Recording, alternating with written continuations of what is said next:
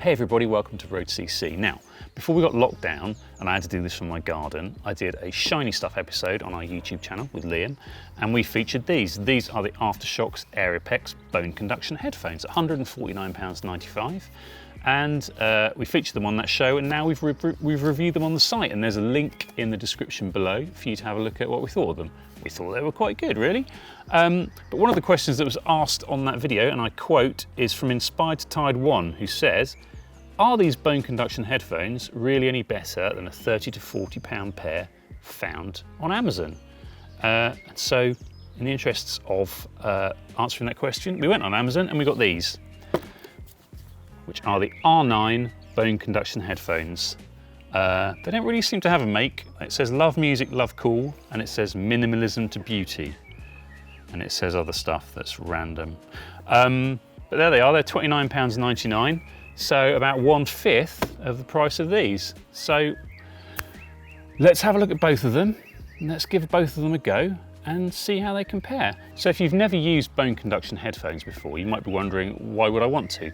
Well, if you're out cycling and you like listening to music, then putting something in your ear obviously means that you can't hear a lot of other sounds, environmental sounds, so you can't hear cars behind you, you can't hear your mate shouting that he's got a puncture, any of that stuff. So what happens here is that the bone conduction headphones sit, and they have a unit that sits just in front of your ear there, and instead of passing sound through the air into your ear, it passes a vibration directly into your skull, and that vibration travels through to your ear canal and it makes your eardrum vibrate, and because it does that, you hear sound in your ear. So you get the sound through your bone, and then you've got your ear channel open as well to hear environmental sounds, so best of both worlds. They do have a couple of drawbacks. One is that they're not especially loud, and the second is that they struggle to represent bass frequencies very well. So the sound fidelity isn't as good as even like a reasonably cheap pair of in-ear headphones. But if you want to be able to hear the road and also be able to hear your music, then they're a really good choice. Right, well, what are you getting here? Well, these are the high-ticket items. So you get a nicer box, which has got a magnetic clasp, and then you open that up. It says be open, and there's some beautiful people there. I don't know if you can see those guys.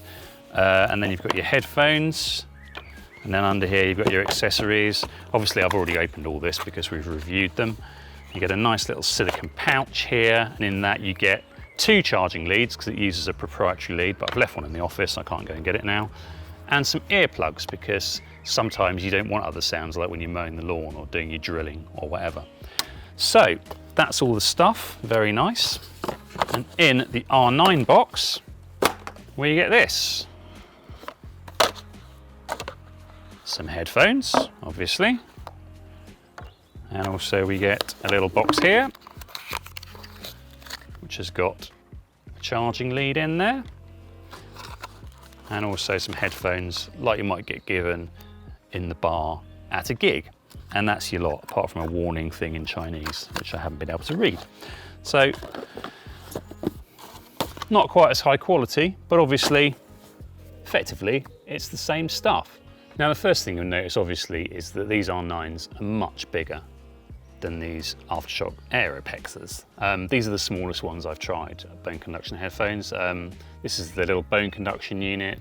They sit on your head like so. You've got a couple of buttons underneath there, a little magnetic charging port because they're fully waterproof now, so they need a proprietary lead.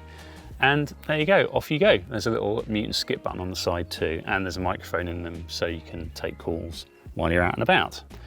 The R9s are much the same in terms of design. I mean, they've got the same kind of tension band at the back. They go over your head in the same way.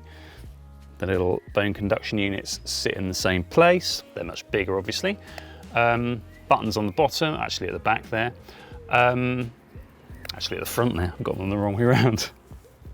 And the charging port at the back, that's a standard micro USB port, so these aren't waterproof. And a little mute and skip button here, and a little microphone there. So, you know, the same kind of thing, a bit bigger and a lot cheaper. Next thing we're going to do is I'm going to pair them both up to my phone, skip between the two of them, and see what the sound quality is like. So let's do that now. Right, so I've been listening to a bit of music through the Aftershokz Aeropex headphones. You can read the full review in the description below, but what I said about them was the sound fidelity isn't bad. It's never the greatest with bone conduction headphones. They struggle with bass reproduction. I tend to use an equalizer program on my smartphone just to take a bit of the mid-range out. These feel a little bit muddy when they're set on neutral, and then just boost the bass a little bit too, to bring that up, get a bit in the mix. They sound very different when you're wearing headphones. When you're wearing the earplugs in your ears, a lot more bass frequency then, and then you have to boost the high frequencies to account for that. So they're not bad. I mean, they're not as good as the headphones that I use for riding on the Turbo Trainer, which are just little in-ear ones from Amazon that cost 10 quid. And the sound quality isn't as good as those. Okay, so I've had a little listen with both of them, swapped them over a couple of times, and these R9s are not as good as the Aftershokz Aeropex.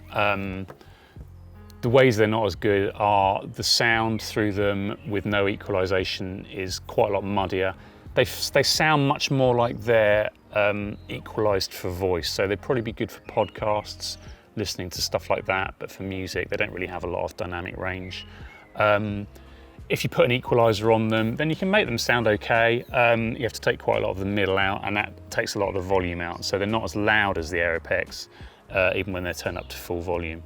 But they're okay. I mean, if you were out on your bike and you just wanted a bit of music in your ears while you were flying around, then they'd certainly do a job. You know, you can hear them. They're fine. They work. The Bluetooth connection seems pretty stable.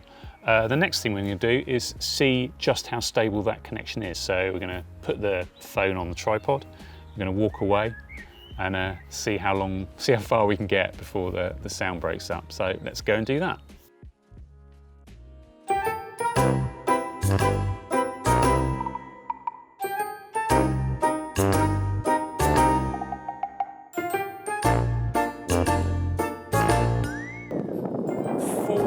Meters.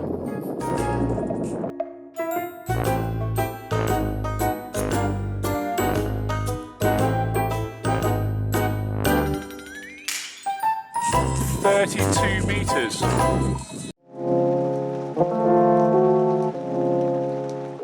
Right, so I'm out on a lap with these headphones. I'm currently wearing the R9s.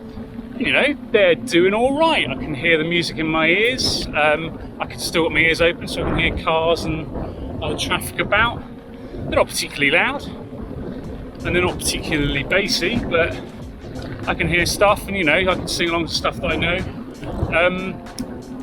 They don't really struggle to be comfortable either. I mean, I've got my helmet on, obviously, I've got my prescription glasses on, so I'm wearing a lot of stuff around my ears, but they're not really clashing with anything. They're doing okay.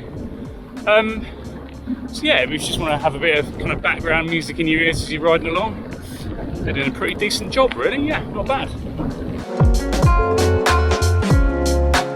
Okay, I've switched over to the Aftershokz Aeropex headphones now. First thing to notice is that I had to turn them down a couple of notches. They genuinely are quite a bit louder. The other thing is that the wind noise is still there. I mean, if you're going down a steep slope quickly, you still just get an earful of wind noise like you would if you weren't wearing headphones, but the wind noise seems harsher with the R9s. I think they're exacerbating it a little bit. These sit a little bit nicer on the ear. I mean, they're not as deep, so they're easier to get comfortable, and they feel more comfortable in use. But I mean, there's not a lot in it really. So yeah, they're doing a job too. Overall, they're a bit better, but then I guess you'd expect that given the difference in price.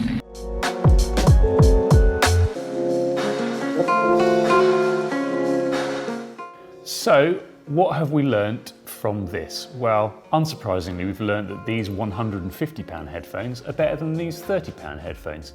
Who could have foreseen that? They're better in pretty much every way. The sound quality is better, they're a little bit louder, they don't leak as much sound either, so they're better if you're in a crowded area or on a train or something like that. These are waterproof, they're lighter, they're more comfortable, the battery lasts longer, you know, pretty much all of the things really. But the other thing we've learned is for 30 quid, these really aren't bad. The connection is strong, the sound is okay. I mean, sound fidelity isn't a big selling point of bone conduction headphones anyway. The battery life is pretty decent. They're not uncomfortable for rides for a couple of hours. And you know, if you fancied giving bone conduction headphones a go to see if you got on with them, then 30 quid is a reasonable outlay to give it a go and see what you like. And if you do like them, then maybe upgrade to a more expensive pair later on. So, you know, they're all right.